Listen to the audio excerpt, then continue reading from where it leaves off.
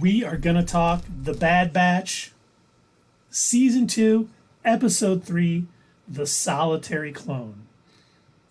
Yeah. This may be the best Bad Batch episode they've had yet. This was a good one. I was not expecting them to do a Crosshair centric episode. Like, I thought for sure the way the Bad Batch was going to function, that it was literally just going to be about Omega and Pels the entire time. I didn't expect them to basically be like, yeah, this is Clone Wars, the sequel. Yeah. We're going to hang out with all your favorite buds. We're going to see where they're at. We're going to, figure out what's going on. Also, everything is terrible. Yeah, this is what happened to your favorite characters after the Clone Wars. Mm-hmm. I mean, Cody. I was surprised to see Cody, and that he just went AWOL after that. So we don't know. There's a character we have no idea what happened to. Yeah, we know he never. Yeah, we know he didn't hang out with Rex after that. We have no knowledge of what happened, and I loved at the beginning of that episode when he was first talking to Crosshair.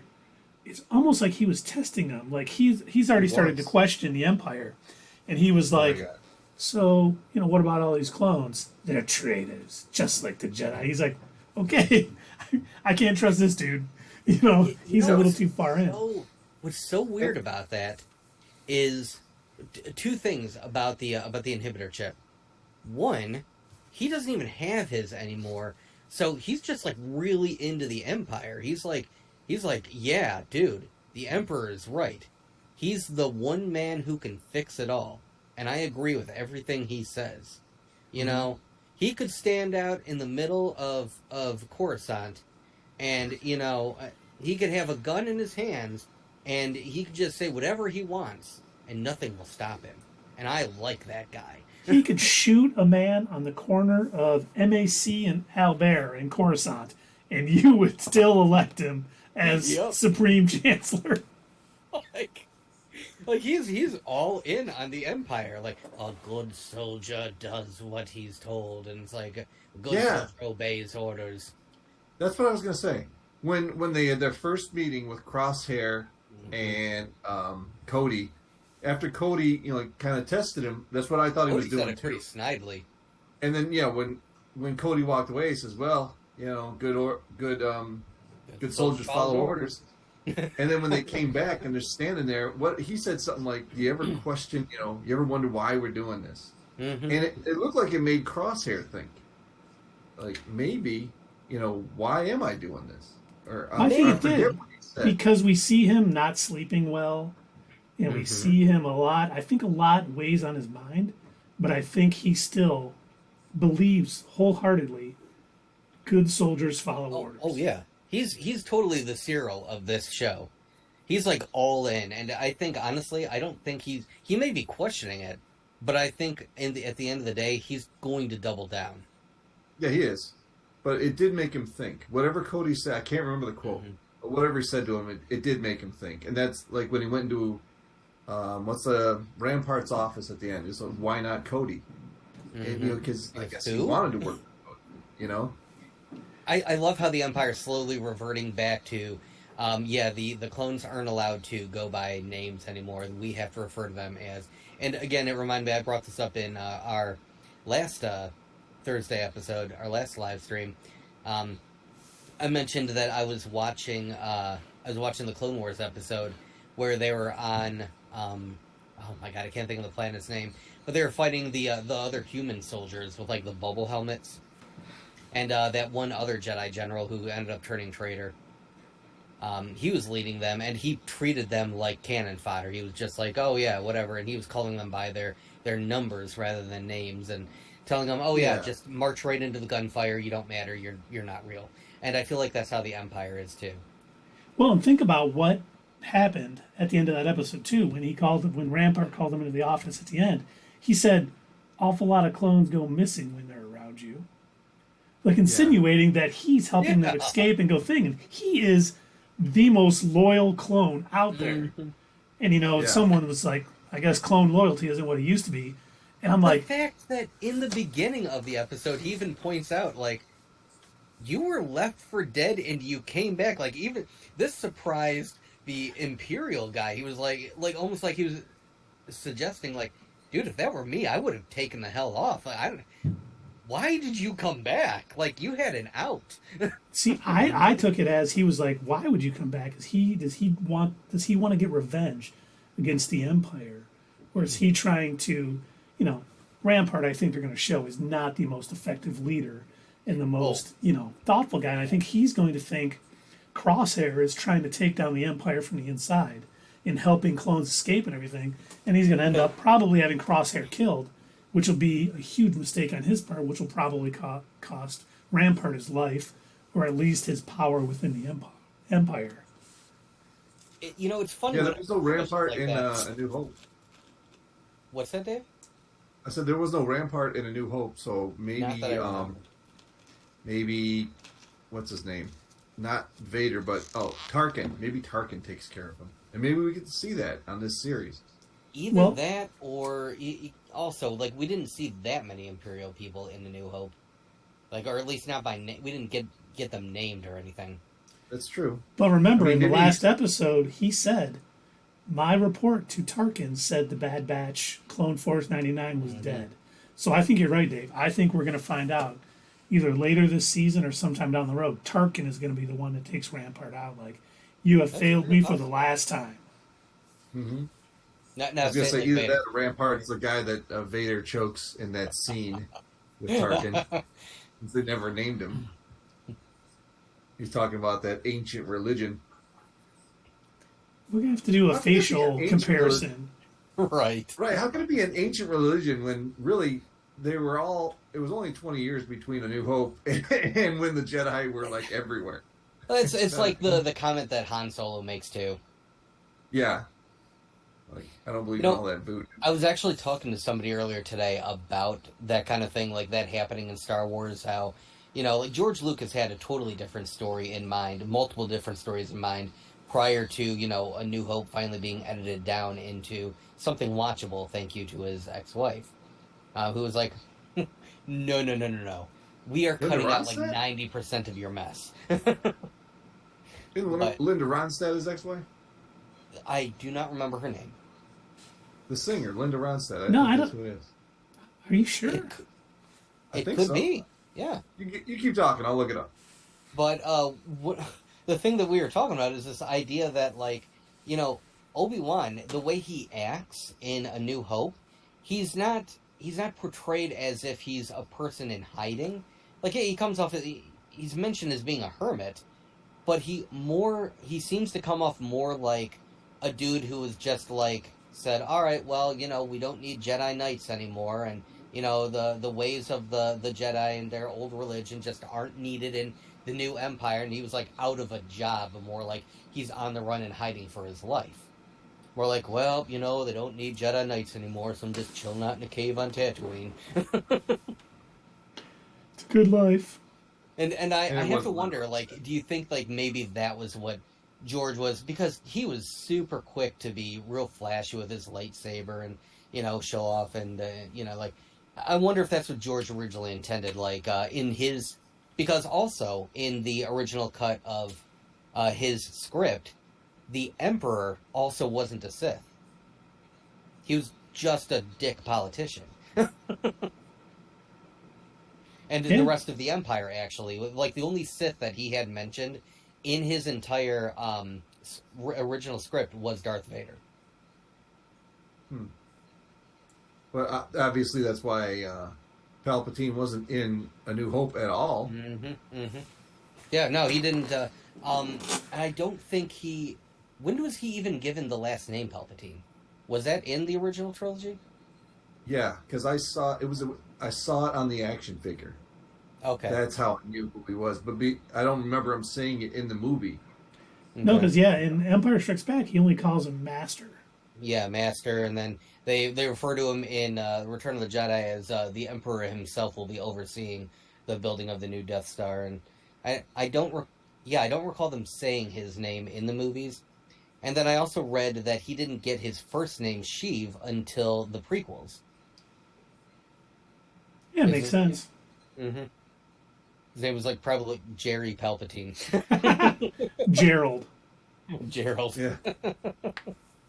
Yeah, but that's the way I found out. I was like, what? Palpatine? Why is the Emperor Palpatine? What? I don't get that. You know, I was like, 10 or 13, somewhere in that age range. I'm like, what the hell's that about? What is going on with that last name? How dare Who's they? this Palpatine guy?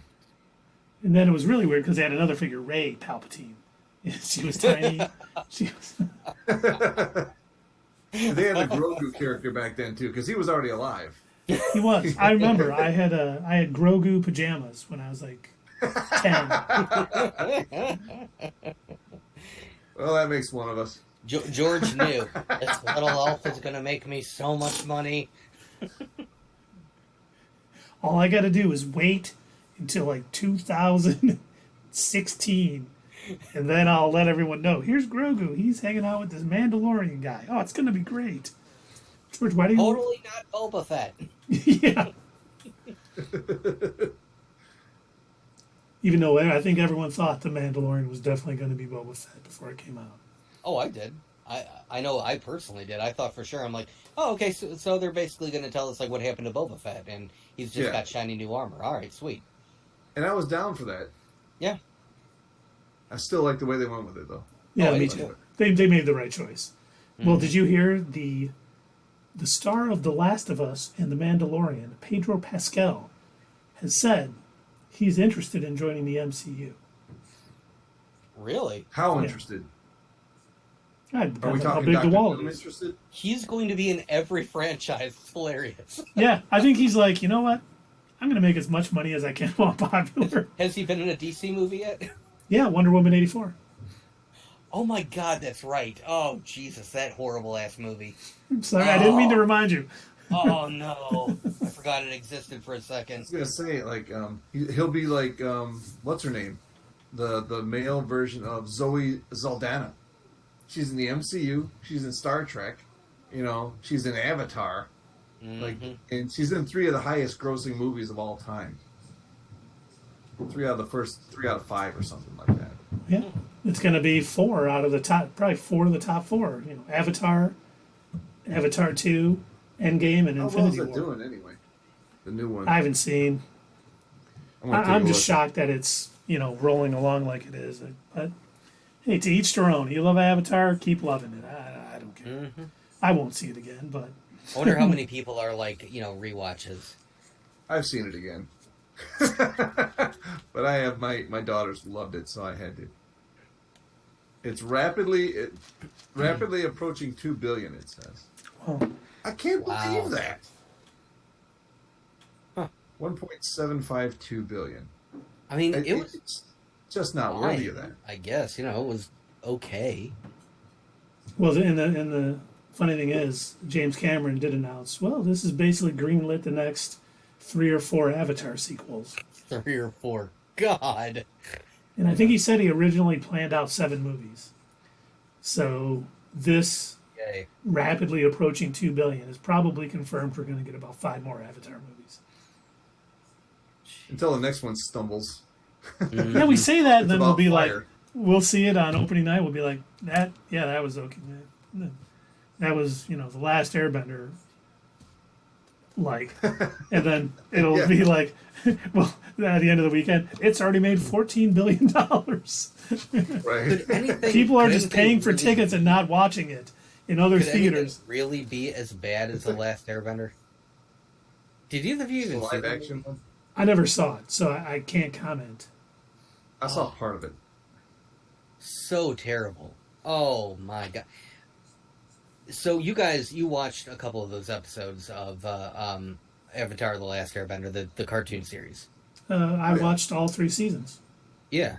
So think of how fluid the animation was with, from bending movement to, shooting rocks at somebody or blasting fire at somebody. Now imagine watching that, seeing the fan base and saying, I'm doing none of that. And in fact, I want a 5-minute choreographed dance move and then maybe a little rock will slowly float across the screen, one single rock, and it'll take 10 people to make that happen. Also, the firebenders can't actually shoot fire. They need to have fire nearby, because that makes the movie far more interesting. Yeah, Well, you're ineffective unless you have something around you. here's something I saw on Twitter the other day. I think it's My Time to Shine, who gets a lot of MCU scoops. Some of them are true. Well, I think most of them are true. He's been pretty accurate. So, of late, but he said he's heard good things about the live action Avatar series coming to Netflix. Oh yeah? Now, Didn't I say that last time? Like overall, wasn't that the critical review about the live action movie, that it was going to be good? I don't remember. I think when that was in production, when the movie was in production, I was in the Army at that time, and I didn't see the movie in theaters until I was on leave. yeah, and I had no care for Avatar: The Last Airbender until Doug told me, watch some of the cartoons, they're pretty good. We need something to talk about during the pandemic. And I did, and I was like, wow, this is pretty good. And then he told me, don't ever watch the movie. So I listened. I'm a good soldiers follow orders, and I have not watched the movie. It's a crime we never finished reviewing that series. I watched it all, but we didn't review it all. I haven't watched we ended up Core. having like a lot of stuff coming up all of a sudden. There was like a good period where we had like nothing other than, I think we had just finished up Clone Wars, and we did our DC Thunderdome watch through, whatever that mess was. But yeah, I think there was like a good month or so, or maybe longer, where we just had nothing, and we're like, yeah, let's just do some episodes of this. Yeah, and it was like we only broke down like, all right, we're gonna break it 1 through 4 episodes here. Mm-hmm. Episode 9 and 8 would be next, because there'd be a couple of fluff ones. But yeah, it was still fun. They got to do that the right way. Yeah. Sierra's on, by the way. I don't know if you guys saw that. Oh no, Oh, I I didn't. didn't. Okay. Yeah. Welcome, Sierra. Always a pleasure to have you. You just finished Oh, I talking. think she said also what about that, because she liked Avatar as well, The Last Airbender. The movie? Or she No, like the TV. Oh, okay.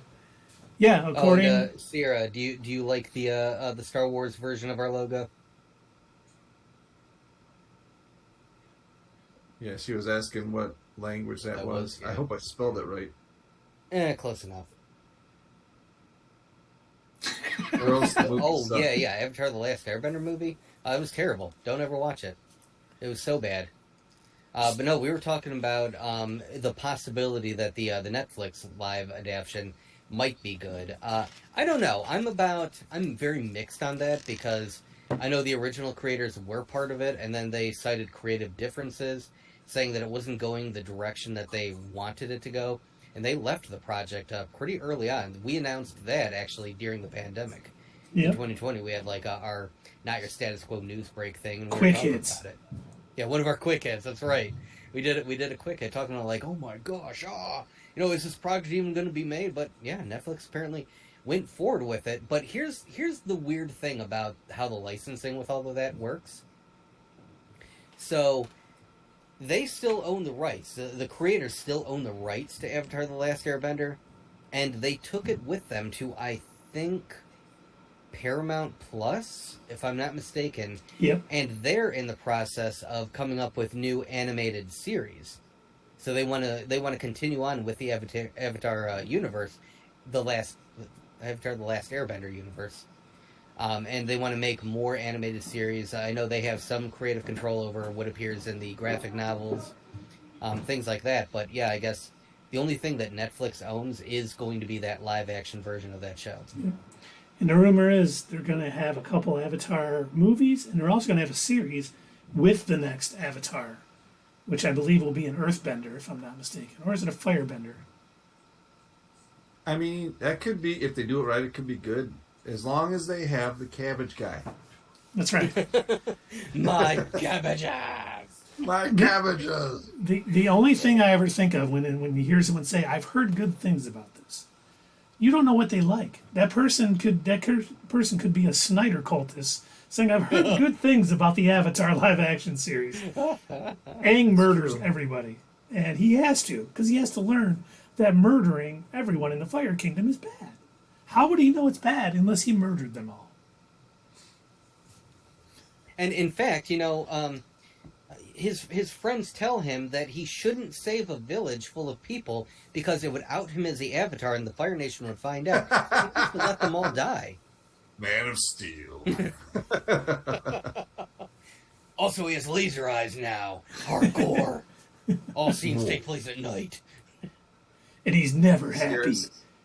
Sierra says, Avatar is fine the way it is. I don't think they could ever find good enough live action actors to play the characters. It will definitely be tough. I looked up who they're going to have playing these, and I don't recognize any of them.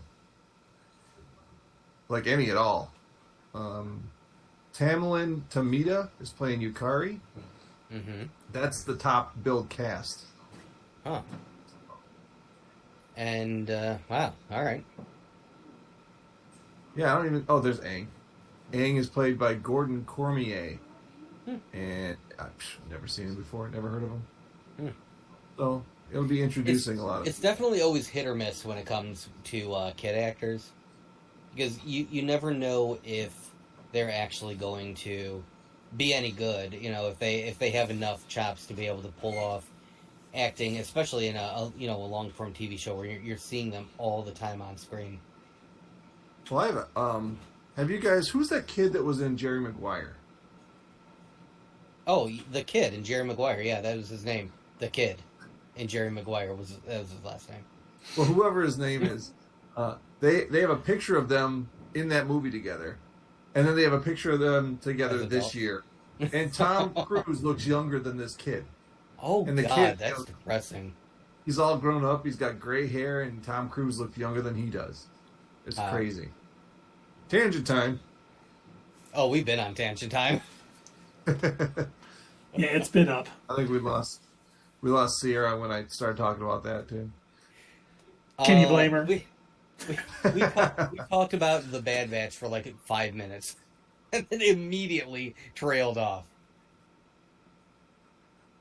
Well, it was a short episode. Yeah, we can talk about the episode. I mean, yeah, it was a dark episode. I mean, when they killed the governor at the end of that, I actually thought the governor was going to make it. And that, that is what Cody made Cody go AWOL, because he made a deal. Mm-hmm. Like he would have in the Old Republic. He would have made that deal and it would have stuck. Right. But not the Empire. That's the big difference between the Republic and the Empire, and he saw that firsthand. That's why he went AWOL. At the end of the day, if you think about it, not only here in the Bad Batch, but because they reference it all the time, but they said it all the time in the Clone Wars too. Nobody actually wanted the war to keep going on. Like they kept constantly preaching, like, yeah, we want to bring an end to the war. We want the galaxy to be at peace. Like I think even the clones struggled with that, and I think they struggled with it in this episode. They were kind of mentioning when they were talking about, yeah, I hope the new bill doesn't pass, or recruitment bill doesn't pass, because they're thinking that puts us out of a job. But at the same time, they're also, they're soldiers, and they're like, yeah, but we really don't want to go into another war. And Cody even says as much when he's talking to the governor, like, yeah, anything to prevent starting another war. Yep. And that's funny because in the at the end of the Clone Wars, the clones were talking. I don't remember which ones were saying it, but they're like, well, if the war goes away, what do? We're bred for war. We're bred for this. Mm-hmm. And if there's no war, then what are they going to do with us? Yep. It is a tough thing, but I think especially the 501st, who are always hanging around Anakin, I think they picked up a lot of his ideals over the course of time. And Anakin was super about, we need to end the Clone War. I want justice and order in my new galaxy. But yeah, I also like that they're constantly, bringing up in the Bad Batch. They're referencing like all the time, like, we're not droids. we're not clankers. We're our own people. We can think for ourselves, and that was one of the things that Cody had said as well. Like, we're not droids. We can make our own decisions. That was the thing. That's what he said that made Crosshair stand there and think for a minute. Mm-hmm. Yeah, that's the difference between us and the clankers. Yeah, because they have to follow orders. We can make our own decisions. Yeah, and that was it. See you, Cody. And as I talked about last week, I think we're going to see. I don't think Rex will be a part of it, but I think Cody is going to lead some clones in some sort of minor rebellion against the Empire. Obviously, he's not going to make it because we don't see him in Rebels or anywhere else, where we see Rex and stuff. But I think he's going to redeem himself a little bit. I think so. I read that he was originally supposed to be in the Obi-Wan series. He was Obi-Wan's clone. Yeah, he was his first. Was he a commander or a general? Yeah, Commander Cody. Commander Cody. Yeah. He was assigned to Obi-Wan. So yeah. He was the one that they showed also in Revenge of the Sith, receiving Palpatine's orders. Execute Order 66. And don't forget to hit us up at Twitter, leave a comment down below, and we will see you next time on Not Your Status Quo.